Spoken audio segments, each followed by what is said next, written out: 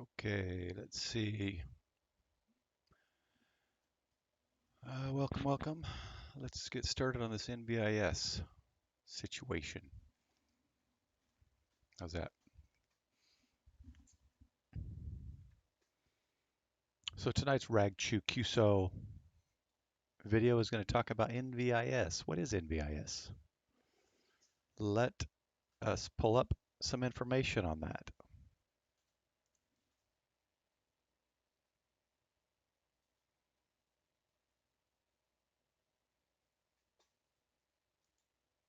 Let's see. This needs to come off of there. Okay. Let's see. So NVIS. Let's start with this website right here, Ham Radio School. We can close this. Near vertical incidence skywave is an ionospheric skip operating technique that directs the strongest signals from a station vertically or upward rather than toward the horizon. Signals propagating nearly vertical approach the ionosphere with steep incidence angles and may be bent back to the Earth with similarly small angles. The operational result is skip communications effective within a radius of a few hundred miles. The NVIS technique can help to bridge the communication gap between the local range VHF, UHF repeaters like we use locally, or simplex communications, and the stronger distance skip propagations of the low to horizon HF signals like those people use for contesting internationally or called DX. The NVIS technique relies upon a combination of station factors, most importantly the frequency used, the power of transmission, and the antenna configuration. And I'll go over some of the antenna configurations I've been trying over the last couple of years. Let's consider each of these three factors in the context of the NVIS technique. So the frequency is the refractive effects of the ionosphere vary with frequency. For those in ham radio know, and many a question has been asked when you get your tests or get your license. The bending effect on signals is reduced as the frequency increases. This is why 2 meter like 144 to 148 and higher frequencies are almost never skipped. They never receive the skip via the propagation.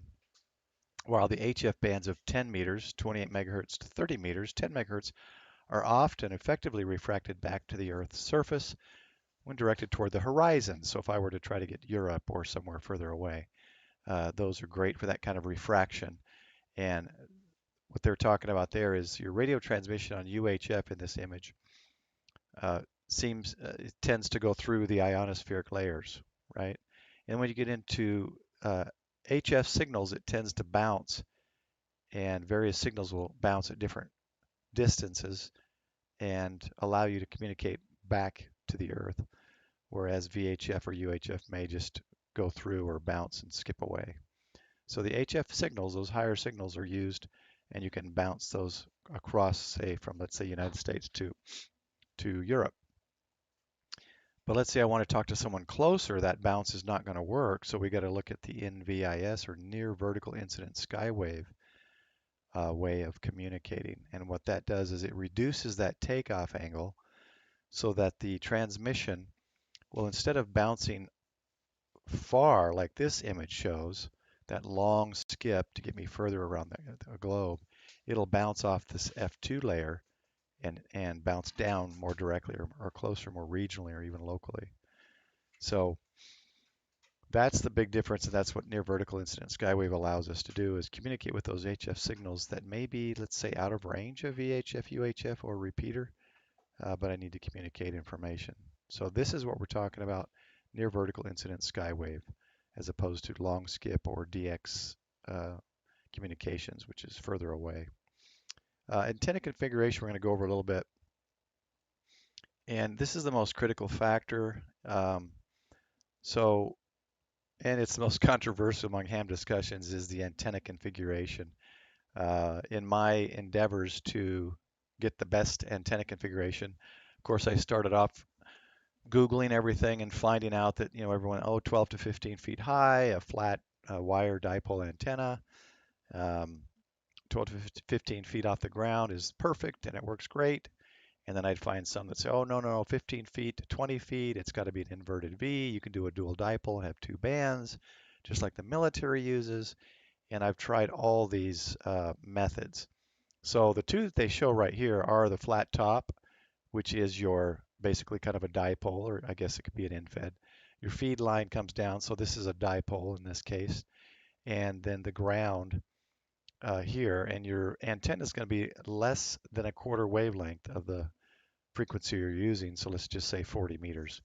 And then the mildly inverted V configuration is the same antenna, but slightly sloping downward here to the ends, uh, which is similar to what I have set up now. It says that half-wave dipole antennas are great for NVIS positioned a fraction of a wavelength above the ground. So this is what I've come across and found, oh, this is great, which is why they suggest, 12 to 20 feet is kind of the well-known or well-spoken of height. I will show how that did not work for me, and that is mostly because of my situation in the smaller yard that I have and in an HOA. So let's go through some of these antennas. Now that you have an idea of what NVIS is, and that's that shorter bounce, right? So in a disaster situation, I don't need to talk to England, right? But I might need to talk to someone 20, 30, 40, 100 miles away that may not be able to reach a repeater or hit me simplex, which is direct radio to radio.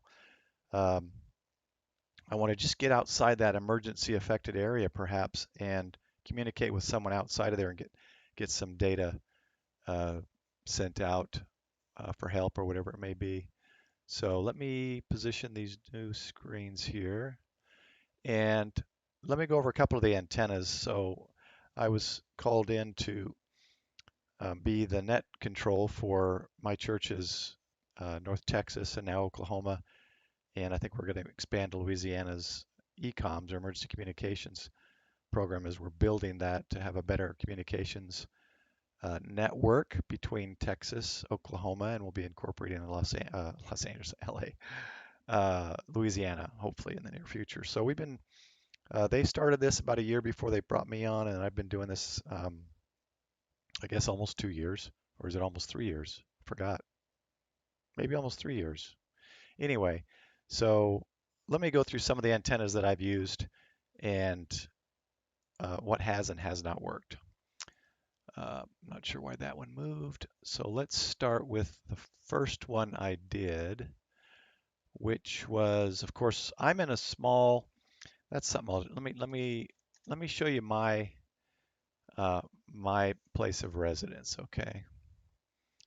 Let me get this up, and we'll pull this down here. Okay.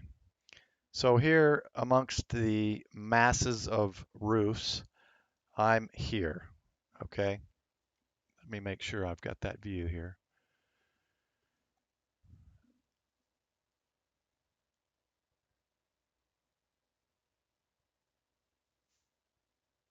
I'm not sure why that's not showing. Okay, I just had to sync up my video here. So my yard is this little area right here.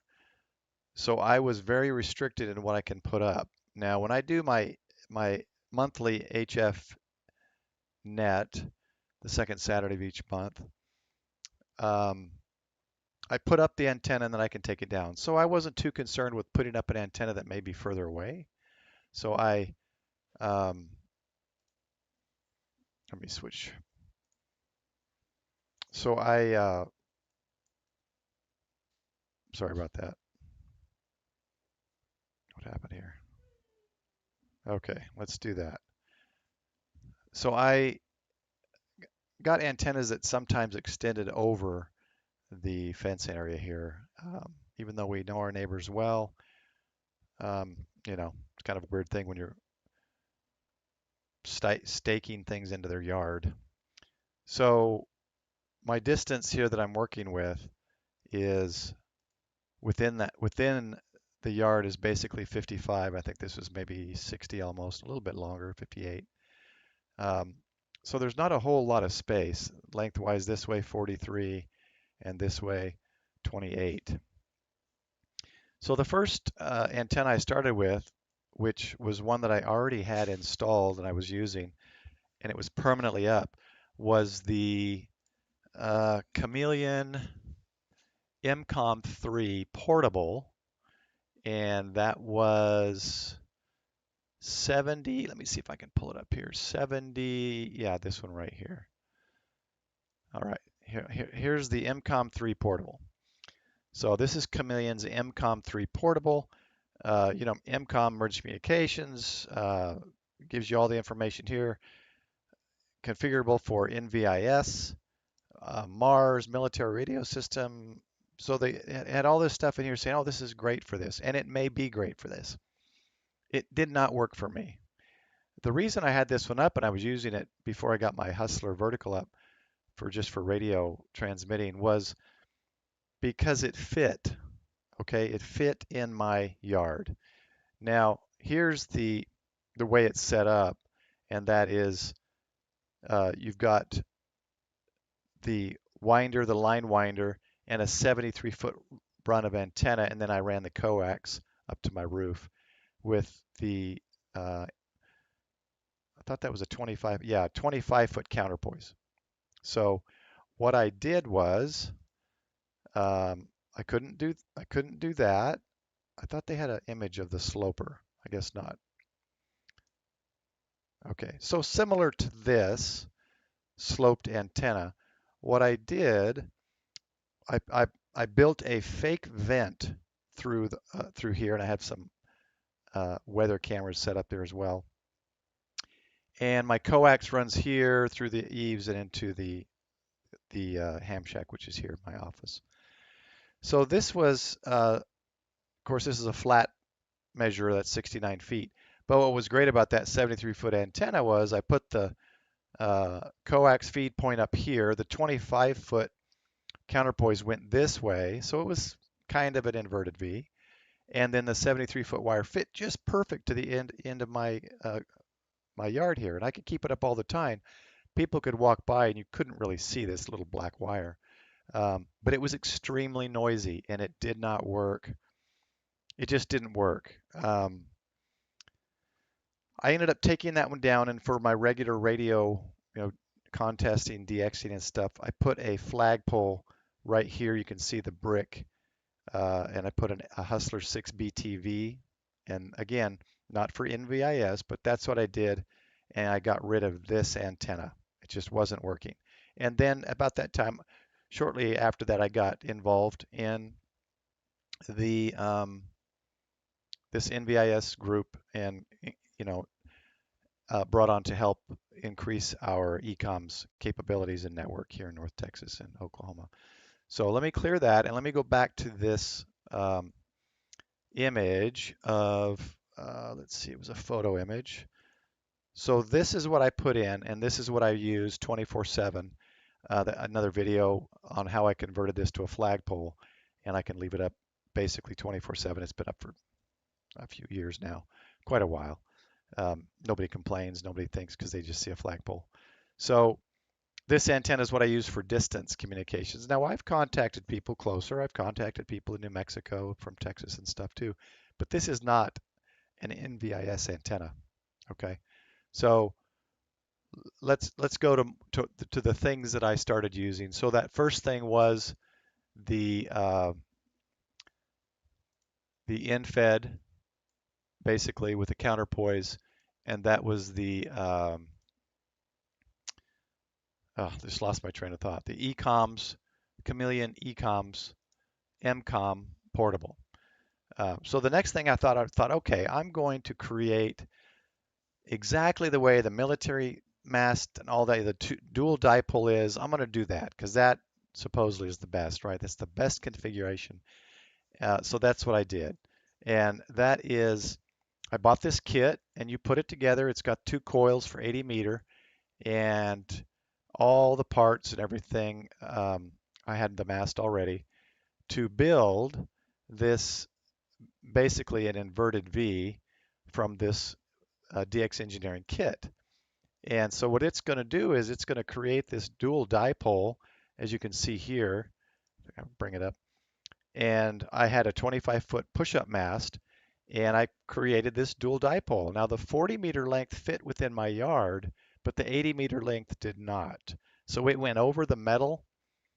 Let me pull that. Let me pull the map back up. So what this did was it basically. Oh, I thought I could draw. It's not letting me draw here. I should have pulled up my calendar or my map.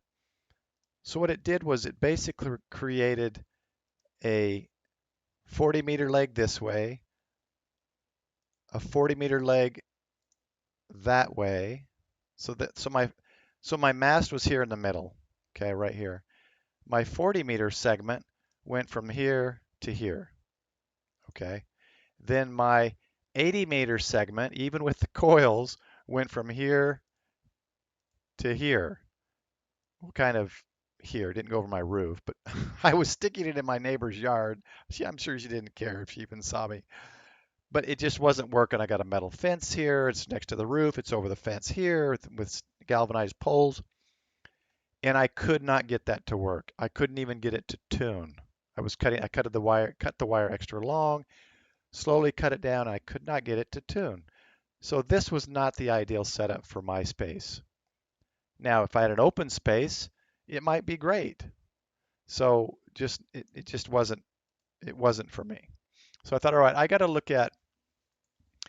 have to look at smaller antennas. I've got to find things that fit. So I then found the Chameleon TDL. Where did it go? Well, I thought oh, it's on the screen. So then I came up with this. I found this one, another Chameleon product.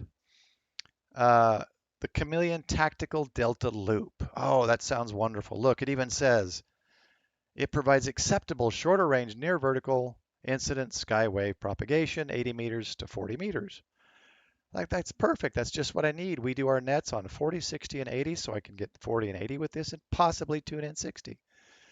Um, and this is what the great part is. So this is basically what it is it's their hybrid match with two 17-foot whips and then this little wire clipped between the tops of the two whips. And I thought, oh, perfect. Let's see, I think they have an image here. So this is what it was. Great, this is great. This will fit, spikes into the ground. I don't need push-up masts. Awesome. I put it in my yard. This is the, let's see, I got the picture of it. Here it is in my yard. Look at that, beautiful fits. And it purports to be great for NVIS. And that may be the case, but it was not working great. I could barely hear maybe a couple of the people, and those were people with amplifiers and antennas that were 50 feet, 35 feet in the air. Those were the only ones I could hear. And it just wasn't getting out. And since I stopped using this, there is another person that uses it, and his performs better, but he also sets it up in an open park area. So he doesn't have a big antenna here. He doesn't have, the metal fence here. He doesn't have, now this antenna has 500 feet worth of radials under there. Who knows if that has any effect? I don't know. I'm not smart enough to know that. So it definitely works better for NVIS communications in an unobstructed area. So I needed to find something else. The next antenna I went to was the G5RV. Now the one I got was the Radio Waves G5RV. Let's get rid of that one. The standard G5RV, I got the light because it's 67 feet, which fits in my backyard with not with the 25-foot mast, but it'll fit with I got a bigger push-up mast that goes up to 48, and I push it up to 30 to 35 feet. The reason I went with this one is because two of the people that could hear pretty much everyone and everyone could hear them were using a G5RV. One was at 35 feet, the other one was at 50 feet. So I realized two things. The guys that are working the best are above 30 feet, and they're using basically flat top wires or inverted V's. So I got this. I thought this is going to work for me. Problem was at 25 feet, it still went over my fence, and I think this is 32 or 33 foot ladder line that kind of laid out on my yard, and at 38 feet, I pushed it up so it wasn't on the ground.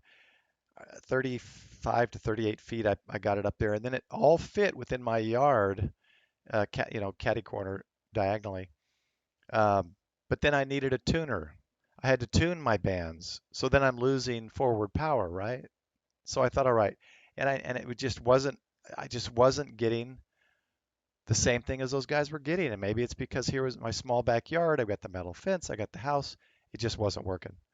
So it worked for other people, and this G5RV, these kind of dipole setups similar to this, are some of the best performing antennas out of my group of 60 operators, okay, over the last 2 to 3 years. It's been a solid performer for most people. It wasn't working for me. So the next one I got was the Chameleon Hybrid Mini. Now, you can order it. Of course, I got it when it was like 220, 210. It's gone way up. You can order it with these three lengths. When I got it with a 73-foot length of wire and a 25-foot counterpoise. So, but I mentioned to my buddy who lives about 8 miles away that this is working for me, and he thought, all right, he has the same setup in his yard, kind of same size, metal fence in the back. He thought, all right, this is what I'm going to get, because he couldn't get anything to work really well either in a small yard and an HOA. So he got this with the 60-foot wire, and that's been his best performer since, and that's what he uses today. For about a year, I think he's been using that. So 60 feet works. I have a 73-foot wire, and so I'll show you how I set that up. And all it is their in-fed match, 73-foot wire, and then at the base of this, there's two nuts. I put the counterpoise, and I lay it going along with the antenna. So what I do there now is the same thing as I have the mast. Now I have that 48-foot push-up mast. I think it's an MFJ. It's one of those snap tight, so you push it up, snap it, push it up, snap it. I've got 8 guy ropes that go into the corner anchors. I've got in the ground. They're anchors deep in the ground. I've got the guy ropes all pre-measured and with slip, kind of adjustable adjusters at each rope. So what I do is I have a shed here now. So the antenna used to go this way. With the shed here now, this last weekend, I connected it here, ran it up 33 to 35 feet on the mast, and then it slopes down to here. So let's just say 35 feet at the apex, 6 feet at each end. And then down here, the counterpoise runs, just lays down and along the ground here, maybe about this far. And all bands, and I am saying all bands, even 160, is under 2.4. That's the highest. The worst SWR, I believe, is, I want to say 160. I'll have to look at my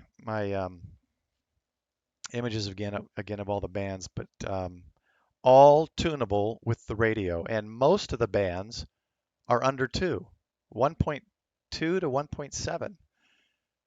So this is something that I could use really without a tuner. The internal tuner in the radio works on my 101D, and I'm like, great, that's one less thing I need, and I could, hopefully get a little better transmission rate out of that, and it fit perfectly in here. Now, I've gone a ways away from that 12 to 15 foot ideal height, the NVIS, but let me explain, or let me show what I'm getting with that. I am getting, I created, let me get rid of that one. I created a Google map of, there was my image of ionosphere. I should have gone over that first. So this is an image of basically what NVIS does, right? Bounces off the ionosphere at this angle instead of going way over here. And this way it bounces like this. And you can get to people within 0 to 200 miles is kind of that ideal, maybe 400 miles. So that's that. Let me get the map. All right, so now let me show you who I'm reaching on the last net. This is, I'm slowly putting all of the locations of the operators that get on the net. This was last weekend's net. I don't have data before that in this map kind of visual. So I'll show you this one. We've got out here, Longview, kind of towards Shreveport. We've got Tyler. He didn't check in, so I can't put him down last weekend. Down here in Grandview, south of Grand Prairie, Arlington, Haltom City. These are all the guys, Fort Worth, Allen, over here let's see, actually he's here, not up here. So out here by Bailey, Trenton, and over here across Oklahoma and Ardmore. And this guy, when I connected QSO'd with him and he checked in, he was on a Hustler vertical. His volume was his voice was very, very low, not as good as these others that we're using uh, made for NVIS antennas, but I still was able to connect with him and he heard me. Even further up into here, in and around most of the guys in Oklahoma area, I don't think these two checked in. I have to look again. I didn't mark them, so I'm assuming they didn't, but I've been able to hear them as well. So up here around the Tulsa area. So as you can see, as opposed to when I first started on those other antennas where I wasn't really getting anyone, the only ones where I was getting was a guy in Fort Worth and a guy in Allen because they had 35 and 50 foot great antennas. They were hearing everybody. Um, so now with this antenna in this configuration, basically going uh, southwest to northeast, inverted V, look at the range I'm getting. Now some of these closer ones, the guy in Frisco or whatever who's using the 60-foot length of wire in the same chameleon infed, that could be ground wave propagation. But like I like to say, I don't care. If I can communicate with them, I don't know how it gets to them. And I've found an antenna that works 8 miles away to a few hundred miles away. Um, Now vertical to vertical, I may be able to get some of these guys if they have like this Hustler or whatever, depends. But this is working for me for NVIS in my small yard in an HOA. I put it up. Push up pull takes me 15 minutes. Guy wires, it's all pre-cut. I've set it up. It's easy to set up, easy to take down. Um, this is what I've got. This is what I've come to, is the chameleon infed. Now, I probably could put that chameleon or another infed with a 60 to 73 foot wire up in the same inverted V fashion, and it may work just the same. I couldn't get the G5RV to work, but evidently an infed for me is working. So I don't know all the technicalities behind that, but it's working, and I don't need the tuner. I have a tuner, but I don't need it. Let's go to a couple other antennas I'm going to be trying, and I'll be putting in a review for. So I've given you my 2-year plus history of trying to get a workable NVIS solution in a small yard and an HOA, and this is my solution. It's an infed chameleon. You could probably build an infed and make it work with a 60 to 73 foot length of wire. I know there's plenty of videos out there on that. Let's go to, this is one that I got with a discount they gave me, is the alpha antenna. This is called the Hextenna, and I'm going to give this one a try. This one actually does UHF as well, but I'm going to give it a try. It's kind of the same concept as that tactical delta loop that I showed you with chameleon. So you've got the let's see if I can get this bigger. I don't know why I can't get this bigger. Okay, so you see there it's kind of hiding under the sail thing. Here's their unit that connects the counterpoise wire with the coax. There's the counterpoise wire goes out of here. And then the two poles for the delta loop, you can connect these two wire whips to these two things, and they kind of flex out and hang down. So it's kind of that concept of the chameleon tactical delta loop. And then you've got a counterpoise wire here, but you don't have, I don't believe you have the wire, I don't believe you have the, let's take a look at it. I don't believe you have the wire connected the whip at the top. So theirs is, see just the two whips going out of the top here for the frequencies we want to use. No wire between them like the chameleon antenna, but I want to give it a try. I'll see what happens, and I'll give a review on that one. And the other one is chameleons.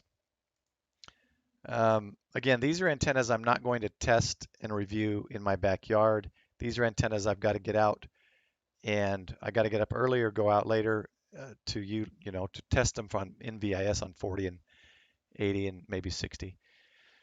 This is the chameleon NVIS, specifically NVIS, and this is the kind of that military dual dipole concept. So you've got one band this way, the other band this way. And I'll use I think they want 15 feet height right here. So I'll just bring my 25-foot mast, I'll put it up at 15 feet, we'll see what it does, and I'll do a review on it. So I've got those two antennas waiting in the wings. I can't do outside reviews of stuff in Texas summer. My blood was raised in northern Idaho, and I just can't get used to that heat and humidity. So now that it's cool, I'll get out and I'll do reviews on those two antennas for NVIS. So there's a great YouTuber, KB9. Thought I pulled him up. Let's see. It's Michael. KB9. Of course, I'm going to forget. I think it's KV9 VBR. Yes. Okay. So he's got he's one of those tons of great videos, information, way smarter and more experienced than the things I do. And he's got a great video on NVIS, and it's got quite a few, but there was one specifically where he talks about it. Look at that, he's even got here the snow effect antennas. There's a ton of it's this one right here, NVIS antenna live stream. So he's got this talking about NVIS antennas. So much information out there. Here's another one. This is where he used the impasse 2.